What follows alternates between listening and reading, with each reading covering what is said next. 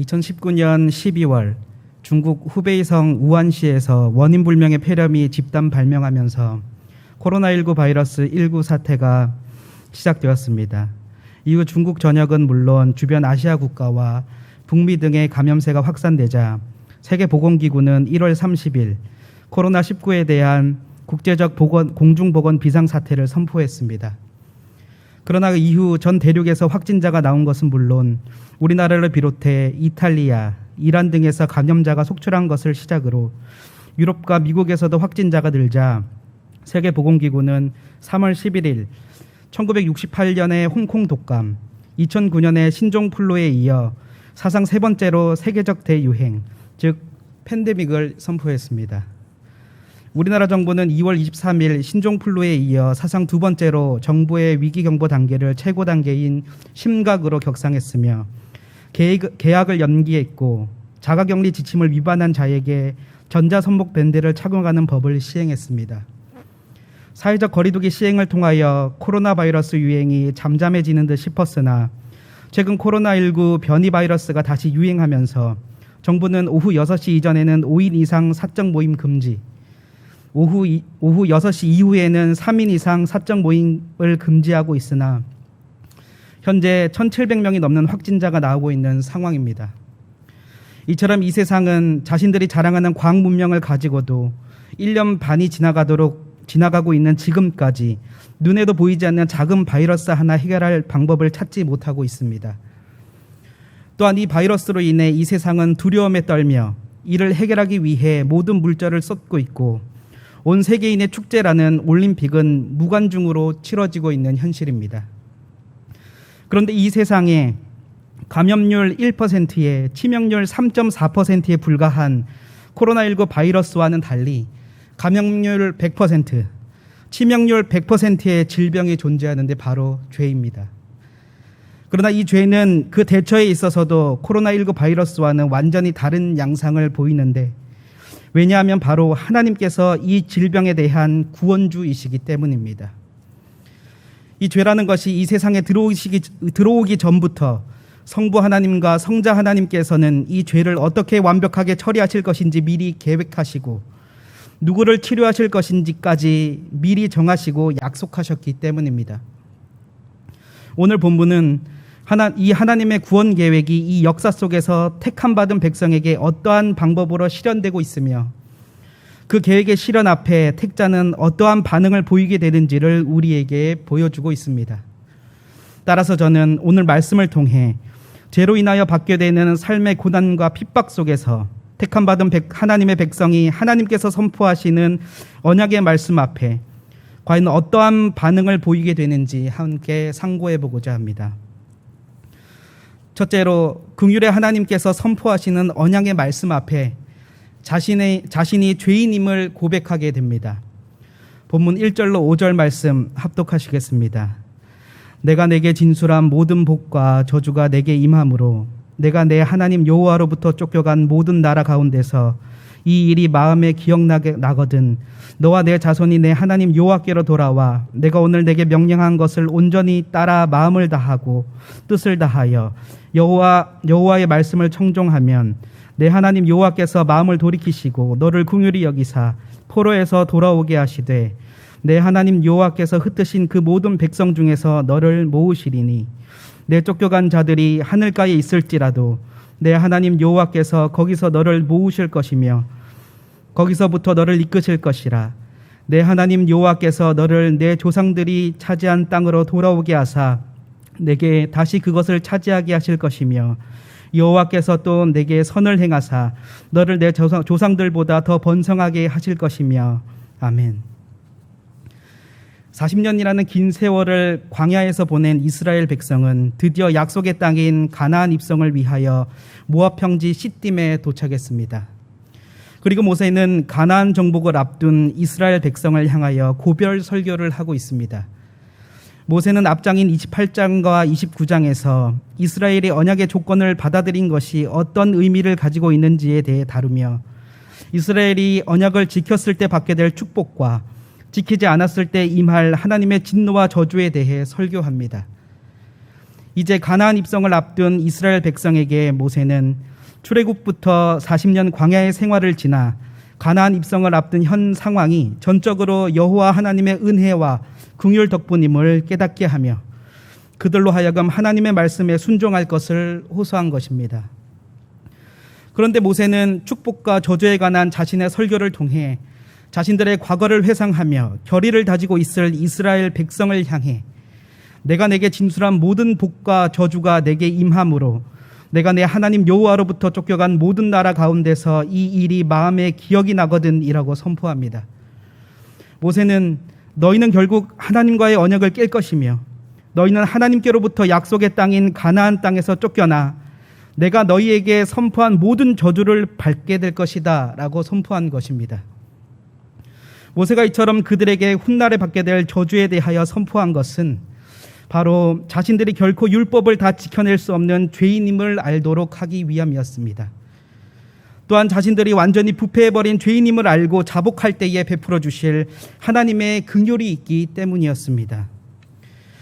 즉 자신이 무능한 죄인임을 아는 자만이 저주를 받아 징계 중에서도 이 일, 즉 자신이 살 수 있는 유일한 길인 하나님의 언약의 말씀만을 붙잡고 그 말씀을 온전히 따라 마음을 다하고 뜻을 다하여 여호와의 말씀을 순종하는 회개의 반응을 보임으로써 비록 하늘 끝에 있을지라도 거기까지 찾아가셔서 모으시며 이끄시는 하나님의 긍휼을 입고 결국 하나님 여호와께서 약속의 땅으로 돌아오게 하시고 더욱 번성하게 하시는 더욱 큰 축복을 받을 것이기 때문이었습니다.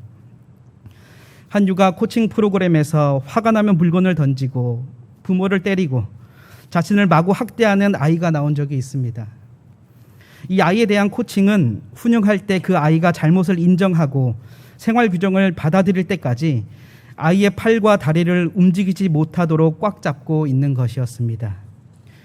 그 과정에서 아이는 괴음을 지르고 욕을 하기도 하고 자신의 몸부림에 아파하며 울기도 하다가 지친 아이는 이제 부모님께 사정합니다. 마음이 약해진 부모님은 그 아이를 풀어주지만 아이는 자신이 잘못했다는 것을 인정하지 않았기 때문에 똑같은 잘못을 반복하고 심지어는 부모님이 풀어줄 것을 알고 더욱 심하게 몸부림칩니다. 결국 부모에게 꽉 붙잡혀서 자신이 풀려날 수 있는 길이 자신의 잘못을 인정하고 부모님의 말씀을 듣는 것밖에 없음을 깨달은 아이는 그제야 잘못을 인정하고 부모의 말에 순종하기 시작합니다. 마찬가지로 손발이 묶이는 것과 같은 고난과 절망을 동반하는 죄인을 향한 하나님의 징계는 택자로 하여금 오히려 죄라는 것으로 스스로 죽이는 일을 중단시키고 자신 스스로는 결코 죄가 가져다주는 고통을 끊어낼 수 없음을 깨닫게 하며 결국 자신이 죄인임을 자복함으로 아버지가 베풀어 주시는 유일한 생명의 길로 되돌아오도록 만듭니다. 또한 절벽에 매달린 사람이 포기의 순간에 잡은 생명줄을 뼈가 으스러지도록 잡고 기어오르듯이 그 징계를 통하여 몸부림치며 자신의 무능력을 한탄하고 있을 때에 하나님의 언약의 말씀, 구원의 말씀만이 자신이 구원받을 수 있는 유일한 길임을 깨닫게 하므로 그 말씀을 전적으로 순종하도록 만드시는 것입니다. 그리고 마침내 2000년 전 하나님의 언약의 말씀인 예수 그리스도께서 육신이 되어 이 땅에 오셨습니다. 또한 예수 그리스도께서는 우리가 당해야 할 죄의 징계를 대신 당하심으로 우리는 그리스도의 희생을 통해 징벌과 멸망으로부터 자유롭게 되었습니다.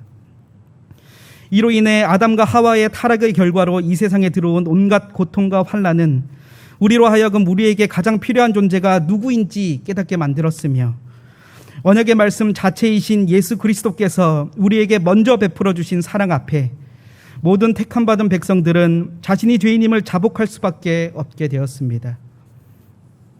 따라서 오늘날 타락한 결과로 찾아온 죽음이 코로나19 바이러스라는 모습으로 세상에 들어와 불안과 공포를 조장하고 있는 이때에 세상의 소동에 반응하는 것이 아니라 하나님의 언약의 말씀에 반응하여 먼저 자신이 이 죽음을 이길 길 없었던 죄인에 불과했다는 사실을 고백하고 언약 말씀의 본체이신 예수 그리스도로 말미암아 받은 구원의 은혜에 감사하며 이 세상 끝날에 받게 될 더욱 큰 축복을 찬양하는 성도들이 되시기 바랍니다.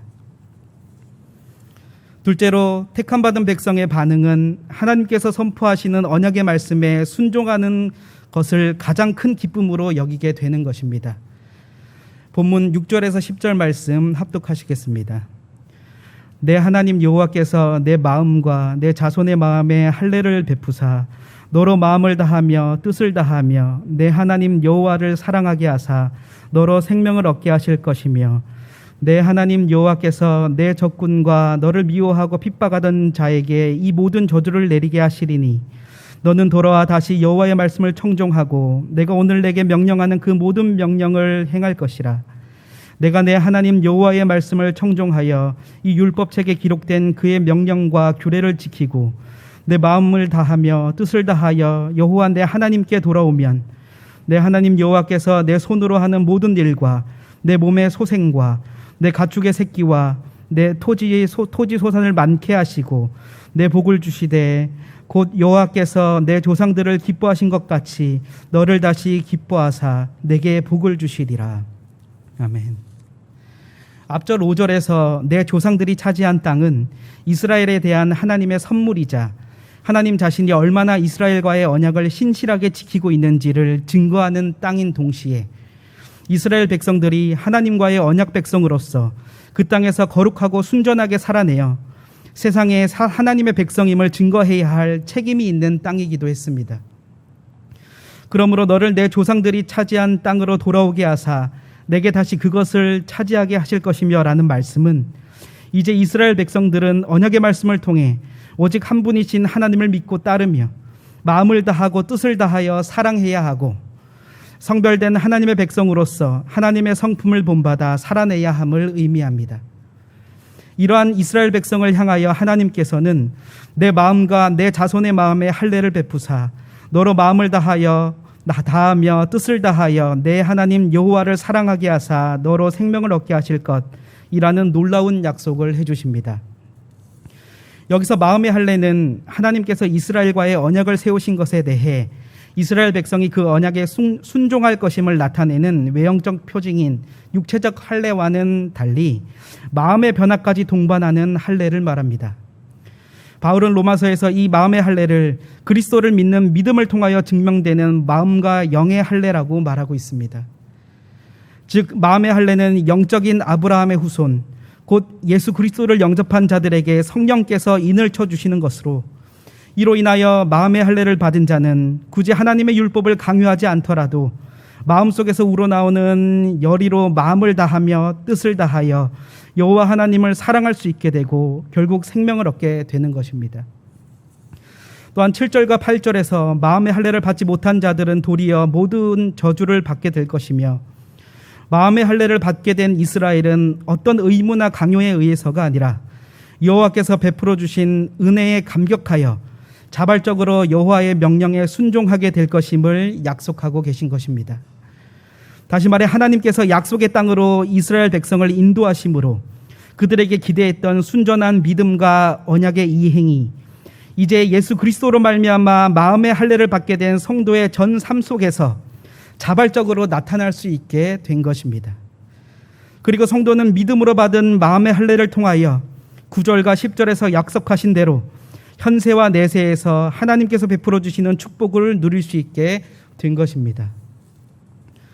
우리가 세상을 돌아보면 사랑하는 일을 위하여 자신 스스로 역경과 고난을 달게 받는 일들을 많이 볼 수 있습니다. 아버지는 새벽부터 늦은 밤까지 뼈가 닳도록 일을 하고도 자고 있는 아이의 모습에 다시금 새벽을 깨웁니다. 어머니는 밤낮으로 우는 아이를 위해 쪽잠을 자면서도 분유를 타서 젖을 먹입니다. 연인들은 사랑하는 이를 보기 위해 피곤함이라는 것을 제쳐두고 서로를 향해 나섭니다.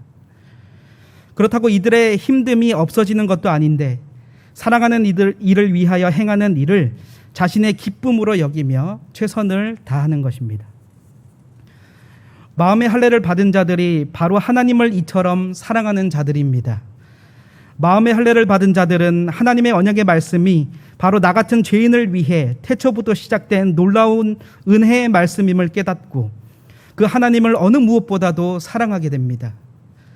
그러므로 하나님께서 어떤 분이신지, 어떤 성격이신지, 어떤 것을 좋아하시는지, 어떤 행동이 그분의 관심을 끌 수 있는지, 어떻게 해야 그분의 사랑을 받을 수 있는지 끊임없이 그분의 말씀을 통하여 알아내길 원하고 깨닫길 원하며 최선을 다하여 그 말씀대로 행하는 나의 사랑이 주께 전달되기를 세상 무엇보다 원하고 바라는 자가 바로 마음의 할례를 받은 그리스도인들인 것입니다. 마음의 할례를 통해 이제는 마땅히 해야 할 일이 내가 하고 싶은 일이 된 자, 가장 해야만 하는 것이 내가 가장 하고 싶은 일이 된 자, 오직 하나님의 말씀에 순종하여 그 말씀대로 살아가는 것이 최고의 기쁨이 된 자들인 것입니다. 또한 하나님의 요구대로 말씀을 온전히 순전하기 불가능한 죄인들을 대신하여 예수님께서 친히 육신을 입고 이 땅에 오셔서 율법의 요구를 완전하게 충족시키는 삶을 살아내시고 하나님 보좌 우편에서 앉으셔서 우리를 중보하심으로 부족한 우리의 순종마저도 완전하고 흠없는 것으로 받아주시는 이 놀라운 주님의 사랑을 누리게 된 자들입니다. 그로 인해 이제 믿음으로 마음의 할례를 선물로 받은 우리에게 말씀 순종의 삶이 최고의 기쁨이 되었을 뿐만 아니라 믿음으로 드리기만 하면 그 일의 양과 질에 상관없이 절대로 실패할 일이 없는 가장 즐거운 일이 된 것입니다.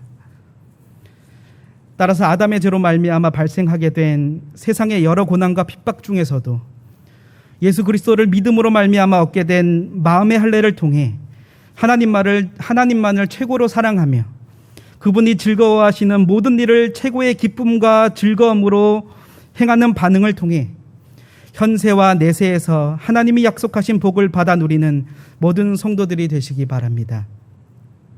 사랑하는 여러분, 그리고 헌신을 다짐하시는 제12, 13, 14 여전대회 회원 여러분, 제가 어느 결혼정보회사의 남성 회원 등급표를 본 적이 있습니다. 그 등급표는 점수 합산에 따라 1등급부터 10등급까지 나누어져 있었습니다. 그 등급은 재산, 학벌, 직업, 키와 몸무게 이렇게 4가지 영역에서 점수를 매기고 있었습니다. 1등급의 기준만 살펴보면 재산 100억 원 이상, 학벌은 서울대, 직업은 판사, 키와 몸무게는 185cm에서 75kg이었습니다.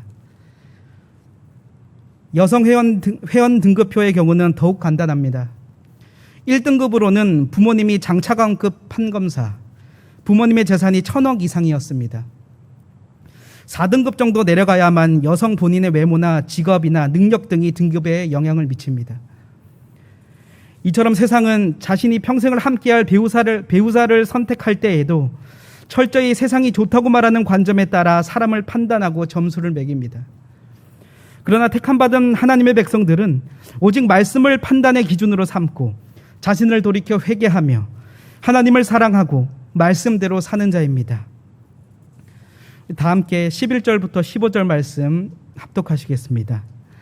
내가 오늘 내게 명령한 이 명령은 내게 어려운 것도 아니요 먼 것도 아니라 하늘에 있는 것이 아니니 내가 이르기를 누가 우리를 위하여 하늘에 올라가 그 명령을 우리에게로 가지고 와서 우리에게 들려 행하게 하려 할 것이 아니요 이것이 바다 밖에 있는 것이 아니니 내가 이르기를 누가 우리를 위하여 바다를 건너가서 그의 명령을 우리에게로 가지고 와서 우리에게 들려 행하게 하려 할 것도 아니라 오직 그 말씀이 내게 매우 가까워서 내 입에 있으며 내 마음에 있은즉 내가 이를 행할 수 있느니라. 아멘. 합독하신 말씀대로 성도는 어떠한 핑계도 필요 없이 그 말씀이 내 입술의 고백으로 나오며 그 말씀이 마음에 새겨진 자들이기 때문입니다. 그러므로 성도는 이 핑계할 수 없는 하나님의 말씀 앞에 자신이 도저히 자력으로는 자신을 구원할 수 없는 죄인이라는 것을 깨닫고 고백하는 영적 반응을 통해 유일한 구원의 길인 예수 그리스도 앞으로 나아가는 자들입니다. 성도는 하나님의 언약의 말씀 앞에 예수 그리스도의 십자가 보혈이 바로 구원받을 길 없는 죄인인 나를 위하여 흘리신 피임을 믿고 그 앞에 눈물을 흘리며 회개하는 반응을 보일 수밖에 없습니다. 성도는 세상의 불안과 고통 속에서 세상 때문이라고 핑계를 대는 것이 아니라 하나님을 사랑하기 때문이라고 반응하며 그 말씀을 그 이유로 삼고 말씀대로 살아가는 것을 최고의 기쁨과 즐거움으로 알고 그렇게 살아가는 자들입니다. 오늘날 아담과 하와의 범죄로 인해 들어온 죽음은 코로나19 바이러스라는 모습으로 들어와 불안과 공포를 조장하며 우리에게서 하나님의 말씀을 가리고 자신의 소견에 옳은 대로 살아가는 것이 합리적이며 옳은 일이라고 속삭이고 있습니다. 하지만 이러한 세상의 유혹과 고난이 몰려올 때 먼저 말씀을 통해 자신의 죄를 바라보며 오직 예수 그리스도만이 나의 길이요 생명임을 확신하는 가운데 주께서 베풀어 주신 사랑에 감격하고 감사하며 주께 받은 마음의 할례로 말미암아 하나님을 사랑하고 사랑하는 하나님의 말씀대로 사는 것에 가장 큰 기쁨과 즐거움을 느끼며 살아가므로 하나님께서 모든 자기 백성에게 베풀어 주시는 현세와 내세의 충만한 축복을 받아 누리는 제12, 13, 14 여전도회 회원들과 모든 경향의 성도들 되시기 바랍니다.